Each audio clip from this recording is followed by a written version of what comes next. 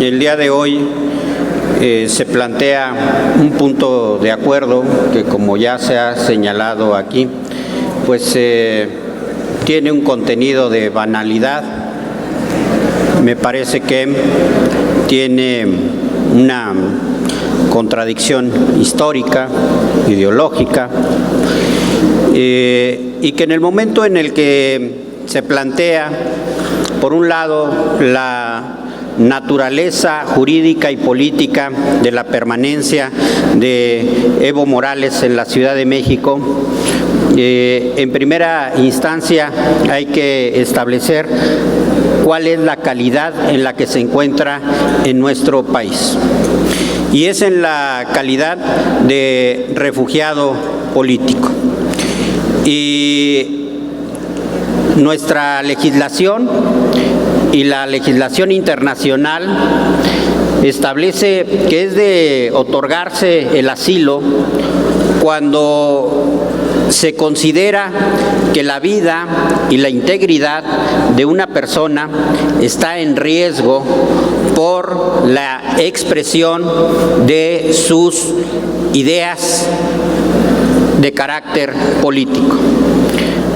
México ha dado una muestra muy clara de su tradición internacionalista al otorgar el asilo a Evo Morales.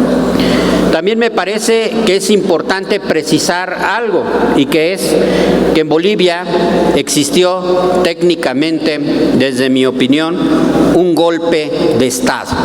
Es decir, se dio el rompimiento del orden constitucional por la intervención de las Fuerzas Armadas.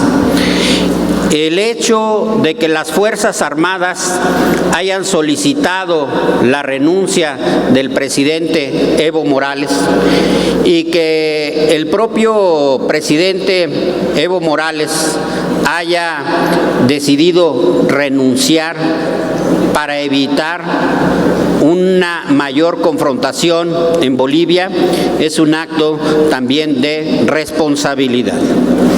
Y es curioso porque pues a mí me parece que el día de hoy los argumentos que se pretenden plantear en esta tribuna pues parecieran remitirnos a una elección en el 2006 en nuestro país.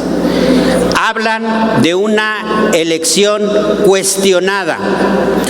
Hablan de una elección donde existió un fraude electoral, donde hubo la participación del Estado y en una elección de Estado.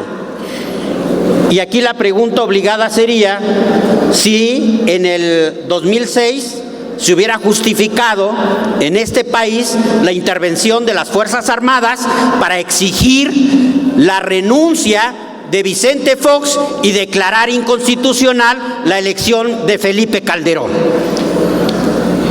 Y entonces, la diferencia entre Bolivia y México es la institucionalidad de las Fuerzas Armadas. El hecho de que en México, a pesar de haber existido un fraude electoral de las más grandes escalas en nuestro país, las Fuerzas Armadas se mantuvieron absolutamente al margen de cualquier decisión de carácter político. La diferencia es que las Fuerzas Armadas en Bolivia decidieron tomar un bando político y dar auténticamente un golpe de Estado.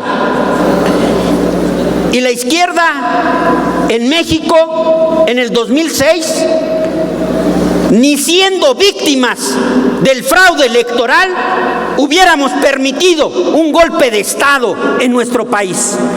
Por eso tampoco el día de hoy podemos estar de acuerdo en un golpe de Estado en Bolivia. Ni golpes de Estado en México, ni golpes de Estado en Bolivia. Aunque las causas en los argumentos de quienes me antecedieron aquí parecieran o pretendieran que fueran las mismas. Porque entonces la pregunta sería, a cada elección, suponiendo sin conceder que pueda estar cuestionada, se justifica la intervención de las Fuerzas Armadas, el rompimiento del orden constitucional y una salida armada a un conflicto político. Evidentemente que no. Evidentemente que debe de conservarse el orden constitucional. Y la izquierda, en el 2006, aquí, decidimos jamás la izquierda, jamás la oposición de la izquierda en este país hemos llamado a que intervengan las Fuerzas Armadas en la solución de ningún conflicto político. Por eso es que somos congruentes.